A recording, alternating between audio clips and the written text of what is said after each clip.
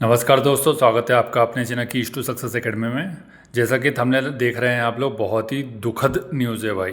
खासकर युवा वर्ग के लिए जो लोग सरकारी एग्ज़ाम की तैयारी कर रहे हैं, क्योंकि हाल ही में मध्य प्रदेश सरकार ने ये निर्णय ले लिया है कि भाई 1,20,000 जो पद थे सरकारी, उन पे अब भर्ती नहीं होगी भाई। ठीक है, उसका निजीकरण करने का इनका चल रहा है कि उसको निजी के हाथों में दे देंगे। जैसे कि गेस्ट फैकल्टी की वैकेंसी निकालते हैं तो परमानेंट नहीं निकालते, अगर वैकेंसी निकालते भी है तो क्या करते हैं लोग, चिल्लर के भाव में निकालते हैं। ठीक है, तो यहाँ पर आप पूरा वीडियो देख करके समझ सकते हैं कि क्या क्या हुआ है आपके साथ।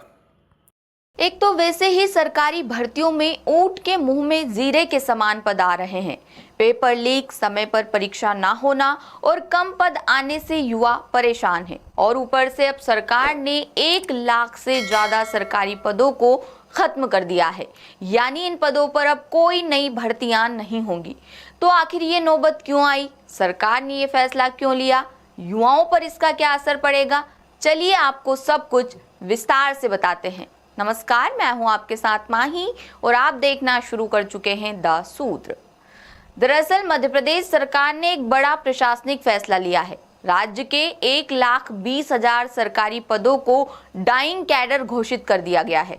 इसका मतलब ये है कि इन पदों पर अब कोई नई भर्ती नहीं होगी। जैसे जैसे ये पद खाली होते जाएंगे, वैसे वैसे ये पद अपने आप खत्म होते जाएंगे। सामान्य प्रशासन विभाग ने इस फैसले को लागू करने के लिए आधिकारिक आदेश भी जारी कर दिया है।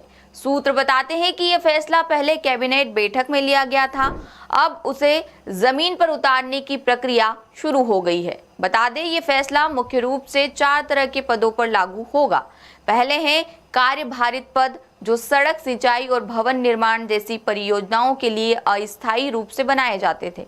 दूसरे हैं आकस्मिकता निधि के पद, जिनके कर्मचारियों को अस्थायी खर्च के लिए तय फंड से वेतन दिया जाता था। तीसरे और चौथे हैं संविदा और कोटवार पद। इन पद पर निश्चित अवधि के अनुबंध यानी कॉन्ट्रैक्ट के आधार पर नियुक्तियां होती थी।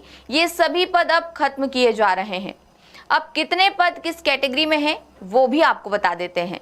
कार्यभारित कैटेगरी के 16,810 पद खत्म किए जा रहे हैं। आकस्मिकता निधि के 55,808 पद इस फैसले में शामिल हैं। संविदा और कोटवार श्रेणी के 34,497 पद भी खत्म होंगे।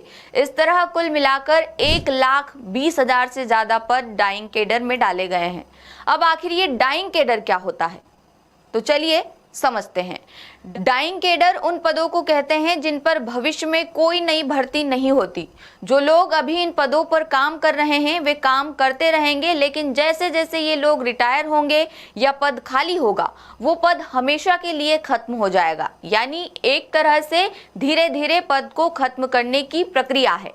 अब ऐसे में सवाल ये उठता है कि फ्यूचर में भर्ती कहाँ होगी? तो बता दें, सामान्य प्रशासन विभाग ने साफ किया है कि अब सिर्फ नियमित और संविदा पदों पर ही भर्ती की जाएगी। बाकी सभी तरह के पद धीरे धीरे खत्म हो जाएंगे। इसमें भर्ती प्रक्रिया ज्यादा साफ और व्यवस्थित होगी। सामान्य प्रशासन विभाग ने आदेश में यह भी लिखा है कि यदि कोई अफसर इन खत्म किए गए पदों पर नियुक्ति करता है तो उसके खिलाफ सख्त कार्रवाई की जाएगी। इसमें कलेक्टर, कमिश्नर और विभागाध्यक्ष सभी शामिल हैं। सरकार ये संदेश देना चाहती है कि ये आदेश कागज पर नहीं, जमीन पर लागू हो। बताया जा रहा है कि ये सख्ती इसलिए जरूरी है क्योंकि अतीत में ऐसे आदेशों को नजरअंदाज किया जाता रहा है, इसलिए इस बार सीधे जिम्मेदारी तय की गई है। बताया जा रहा है कि इस फैसले का असर सिर्फ नई भर्तियों पर नहीं पड़ेगा, बल्कि नियमित पदों पर काम कर रहे आउटसोर्स कर्मचारियों को भी मार्च 2027 तक हटाने के निर्देश दिए गए हैं। उनकी जगह नियमित भर्ती प्रक्रिया पूरी की जाएगी। यानी सरकार धीरे धीरे पूरे ढांचे को बदलना चाहती है। सरकार के मुताबिक ये फैसला राज्य पर वित्तीय बोझ यानी फाइनेंशियल बर्डन कम करने के लिए लिया गया है। इन अस्थायी और कॉन्ट्रैक्ट बेस्ड पदों को बनाए रखने में हर साल ज्यादा पैसे खर्च होते थे। सरकार का मानना है कि पदों को खत्म करने से लंबे समय में सरकारी खजाने पर दबाव घटेगा, साथ ही प्रशासनिक जटिलता भी कम होगी। जैसा कि आप लोग वीडियो देख करके समझ तो चुके हैं कि भैया क्या क्या होने वाला है आप लोग के साथ। आइए कुछ लोगों के कमेंट देख लेते हैं कि लोगों की क्या प्रतिक्रिया है इस फैसले के ऊपर। तो यहाँ पर जैसा कि आपको दिख रहा है कि अलग अलग लोगों ने बोला कि भैया हम चुनाव के बाद बताएंगे आपको। कुछ लोग बोल रहे हैं कि लाडली बहन योजना में बर्बाद कर दिए थे इसको। गेस्ट की भर्ती हो रही तो भाई परमानेंट कैसे निकालेंगे, स्कूल एजुकेशन में भ्रष्टाचार चल रहा है, ठीक है। और आगे देखते जाओ कि सही लागू किया है, कुछ लोग तो बीजेपी को वोट देने की बात कर रहे हैं कि मन नहीं दो। तो आप लोग भी अपनी प्रतिक्रिया दे सकते हैं, और लोकतंत्र की सबसे अच्छी बात यह है कि आप अपने विचार रख सकते हैं। 5 साल में तो चुनाव आएगा तो उसमें तो आप सबक सिखाई देंगे अगर आपके साथ अत्याचार हो रहा है तो। आगा लगाने की ज़रूरत नहीं है, वैसे तो अत्याचार तो हो ही रहा है, ठीक है। भर्ती के नाम पर आपके साथ सिर्फ और सिर्फ खिलवाड़ किया जा रहा है। चलिए, thank you so much for watching.